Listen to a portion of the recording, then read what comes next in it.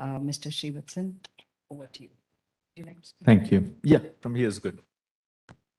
So I think it's a tough act to follow after Mr. Jagdale. I think he gave a really good overview of, I think, the sector in India, what the vision is, what the aspiration for the country is. And clearly, if we have to focus on 2030, at least 50% of it coming from renewable gives us a number somewhere between 400 and 500 gigawatts. We're at roughly, let's call it 100 something now. So it's a stretch goal for us. I mean, no doubt that, given the right pieces in place, we can certainly achieve that. But let's break the problem into probably two pieces. The first one, I think Mr. Jagdale also mentioned, electricity is about 20% of the energy matrix of India, which means 80% is other sources of energy. Now, if you're looking to, quote unquote, decarbonize the energy matrix, the technology, the economics, and the road forward for electricity is in place, more or less.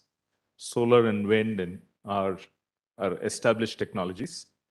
Now, I sympathize with your question whether they're in the money or not. That's a different question for a different day, for a different audience.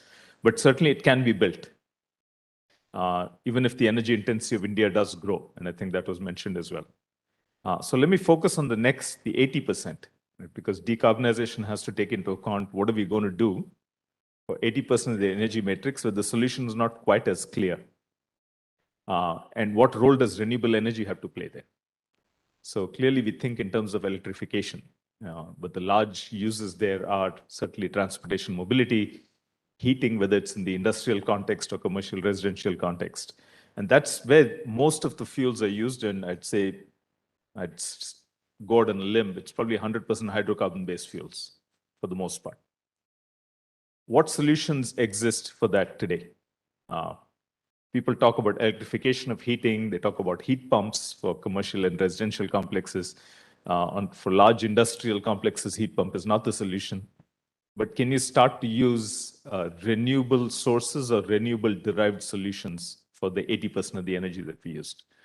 EVs clearly are taking off all around the world. Now, if you were to follow the cost curve or the cost evolution of where lithium is going and lithium batteries are going, I have no doubt that from a two-wheeler and four-wheeler standpoint, EVs are going to become the norm within the decade, right? We can all argue whether it's 6 years, 5 years, 10 years, but it's here, it is going to happen. It will supplant internal combustion engines. It's a matter of at what time. The bigger challenge is in heavy-duty mobility. If I were to stick to road transport for now, considering marine and air transport is still a fairly, I'd say, small contributor, we can leave that alone for now. Heavy-duty mobility is a challenge. At least in today's technology, it doesn't look like electric is the right solution for heavy-duty mobility, given the torque and weight requirements and the range requirements. The weight of the battery becomes prohibitively large, so it's almost a downward spiral. You need the range and the torque, you need a heavier battery, then the truck or the bus becomes even heavier, and therefore you need an even heavier battery and so on and so forth. So we're kind of looking at that. So I'll switch to something that he mentioned, which is hydrogen. Not to say hydrogen is going to be the silver bullet to solve everybody's problems, but it's possible that green hydrogen plays an important role in the energy matrix from 3 standpoints. One is to provide a viable alternative to heavy-duty mobility. Now we can think about marine transportation. If you convert green hydrogen to green ammonia, is it possible? I think all of that conversation is progressing as well. The next is green hydrogen can also be used from an industrial heating standpoint, which is, I'd say, the second largest use of hydrocarbon fuels. And that is to use it where natural gas or oil-based products are used in a combustion process. So you produce heat from quote-unquote burning hydrocarbons. Can you produce the same heat from burning hydrogen? And I think there's a lot of work going on. And certainly GE has come out and talked about all the technological options to do that. So even though we are not electrifying the process, we're still using a combustion process. It's a derivative of renewable energy. It's a derivative of green electricity. So I have a feeling that green hydrogen is going to play a fairly significant role even in the industrial heating standpoint, as it will, I think, in the heavy-duty mobility. The challenge, as always, is cost. If you were to compare it to hydrocarbons, where do we stand? I think, again, Mr. Jagdale mentioned, where were we on solar before the government stepped in and said, look, for a period of time, I'm going to give you a little bit of support. So if he were here, my ask for him would be, you have to treat the two segments separately. The electrification segment can stand on its own 2 feet. What we're looking there is clear and consistent policies. And consistency across two dimensions, consistency across time and consistency across states. And I'll give you an example. A large contributor to renewable energy in India has to be the corporate sector. The corporates and the industrials are one of the largest users of energy in India and have to start looking at ways to source renewable energy. The solution is simple. The barriers are actually quite significant. Every state is looking in its own way to put roadblocks for corporates and industrial to source renewables. And these are all policy roadblocks. So when I talk about consistency, different states take different shots at it and try and break down the ability of corporates to source. And also, there's no consistency over time. Are we assured as a private enterprise that when I put in an investment on the ground for 25 years, that the laws will not change after 3 years? And at this point, do we have that kind of comfort? To a certain extent, yes, but there's always the fear at the back of your mind that who knows what's going to happen. So a clear policy framework that's also consistent. The second is support given to the entire value chain in the ecosystem. Today, we heard about being self-sufficient in solar modules. We're going to hear the same thing about battery storage, about electrolyzers. Support is good as long as there's a clear view on what that support means and how long it will last. It cannot be an open-ended blank check. And I think we're all, unfortunately, on this issue, there appear to be divergent views, at least on two sides of the table. The module manufacturers love ALMM and BCD. Can't say necessarily the same for those of us who need to buy the modules, right? I think we have a slightly different take on that. So what we need is really a consistency to say it's okay to have it, but how long is it going to last and how is it actually implemented? And is it actually, are there unforeseen, I'd say, consequences of having that policy in place? So a clear roadmap from the standpoint of the government, a clear and consistent regulatory framework that lasts for a period of time. I have no doubt that not just the solar, wind, hybrid storage market will take off, but India is really no further behind on green hydrogen than any other country in the world. And this is a chance for us as a country to take a lead here and say, how do you use green hydrogen in hard to abate sectors and green the energy matrix of the country as a whole? Thank you. Thank you so much.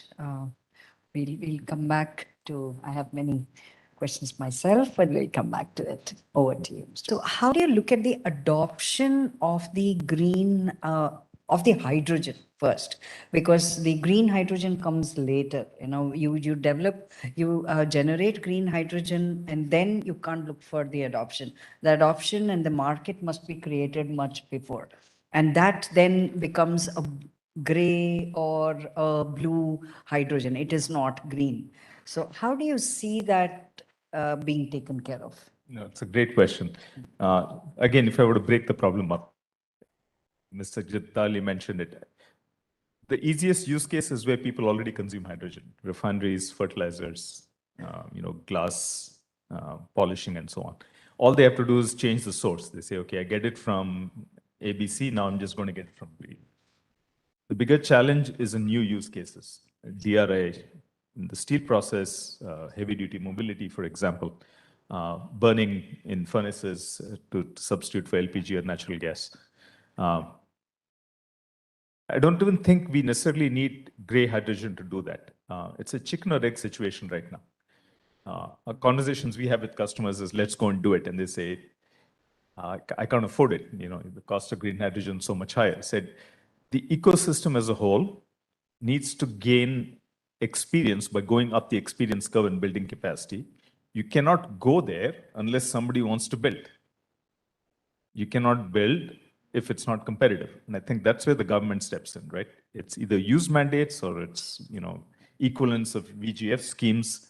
What really we're looking for the entire ecosystem to do, whether it's producers, whether it's consumers, is to say, I'm willing to take a leap of faith and give it a shot on a small scale. Because the good news for green hydrogen is it's a scalable technology. Right. I use the analogy of Lego blocks, right? You Lego put one Lego block and then you can put 10 on top of it. Yeah. But you need to start with that one, otherwise nothing is going to move. Right. Absolutely. Thank you. Thank you so much. Myself, I'm Vidhi. I'm from Mumbai. My question was, since we are looking at upscaling on the renewable energy part, how are we tackling the ecological impacts that come along with the infrastructure that is involved, especially wind and solar? How are we going to look at circular economy is one thing which we really need to consider, but how about the ecological impacts that come along with it? And wouldn't working even in the area of improving energy efficiency actually balance the demand so that we don't have to invest more on the infrastructure, but parallelly also work on the efficiency part? Thank you. Thank you. Question. No, I think it's a great question. And I think he talked a lot about circular economy, and I think it's very relevant. And that's something the industry needs to start thinking of now, not 20 years from now when, suddenly you see I've got to take care of all of these waste assets. In terms of the ecological balance, right, of all these sources of energy, I would claim renewable energy probably has the least negative impact on the environment. Not that it doesn't have an impact, it certainly does. Some of the new areas that we should start thinking of, and this is actually being done commonly in Europe now, is to think of what we call agrovoltaics, right?